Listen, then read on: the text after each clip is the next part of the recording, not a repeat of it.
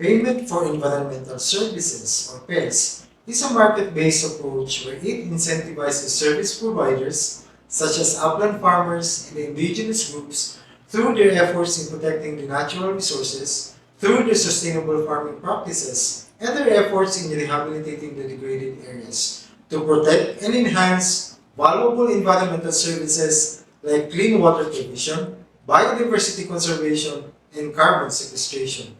These services benefit various users, such as the water districts and the tourism industries, who in turn provide financial rewards, in cash or in kind, back to the service providers. As you can see, PES creates a cycle where conservation efforts are supported by the very people who benefit from them. This promising approach offers a flexible strategy to promote both environmental protection and sustainable development. The study on institutional arrangements is key to planning or designing PES programs that assist the government to address funding shortage in conservation.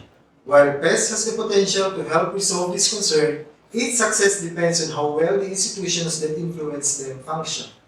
This study sought to determine the existing policies, laws, institutions, stakeholders with involvement in the protection of Mount Hamiguitan Range Wildlife Sanctuary or MHRWS, the provision of water, and the existing land rights setup that can support PES in MHRWS.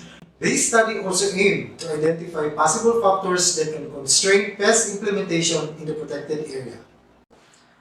The institutional arrangement or its framework and setting, along with their enabling and constraining factors, as shown in the figure, influences the success or failure of PES implementation.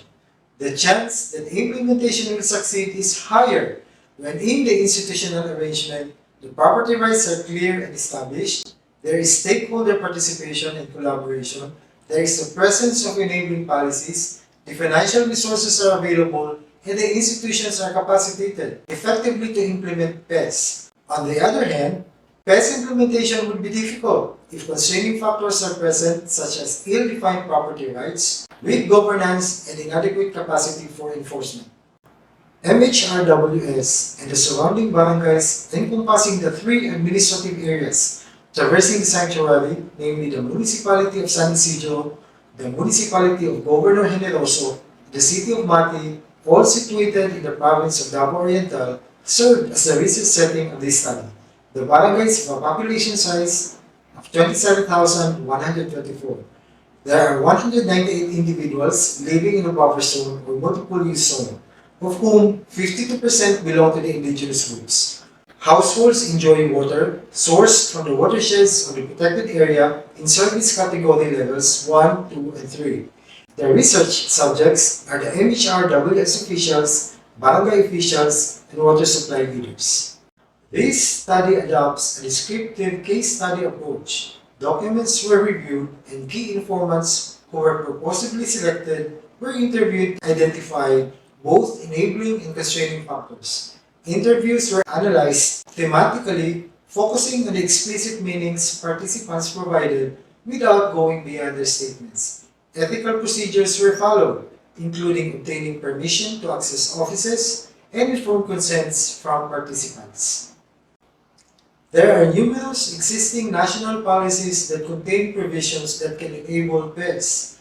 Executive Order 318 emphasizes the sustainable forest management and endorses the appraisal and valuation of forest resources. Related policies like Executive Order 263 support community-based forestry management, which grants local communities access to and responsibility for forest resources. Republic Act 7160, or the Local Government Code of the Philippines, underscores shared responsibility among local government units for ecological balance. Republic Act 7586, or the National Integrated Protected Area System Act, or NIPAS Act of 1992, establishes the Integrated Protected Areas Fund, offering financial support for protected areas. The Republic Act 9303, or the Mount Hamiguitan Range Wildlife Sanctuary Act of 2004, directs the LGUs to adopt approved management plans for the protected area.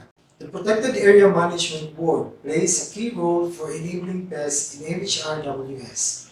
Their authority to approve plans, agreements, and payment schemes, along with the control over fees and access to dedicated funds, strengthens the legitimacy and practicality of implementing PES within the legal framework. The indigenous groups relinquished claims for custody inside MHRWS. This absence of ancestral domain claims within MHRWS simplifies PES implementation by potentially avoiding conflicts between government and indigenous communities, thus could make establishing PES easier.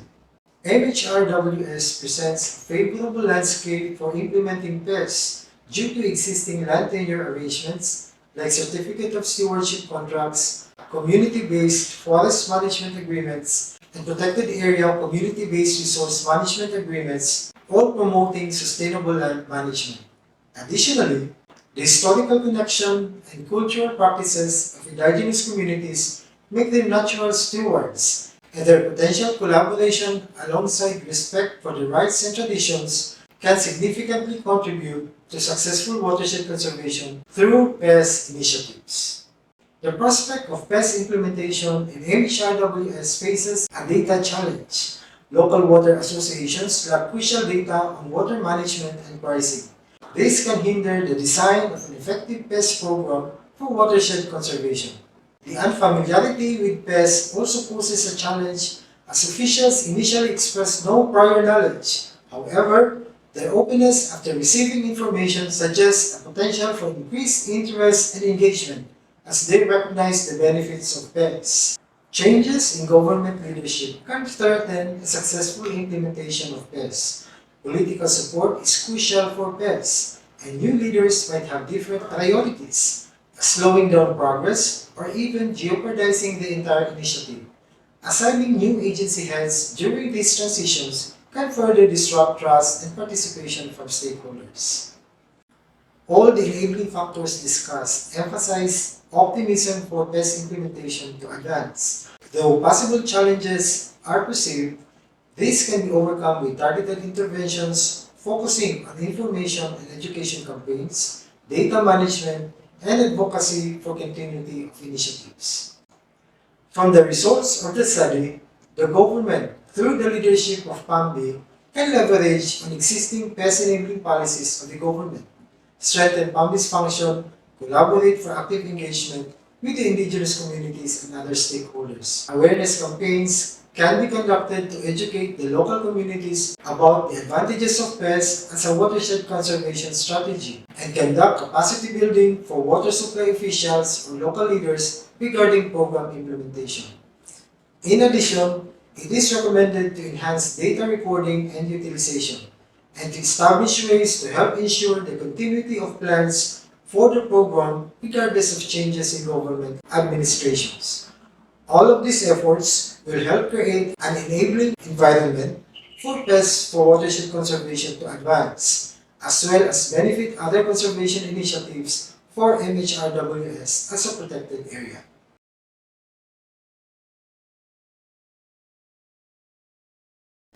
For the outcomes of this study, PES shows promise for watershed conservation. PES principles encourage agencies to collaborate and leverage existing laws and institutions.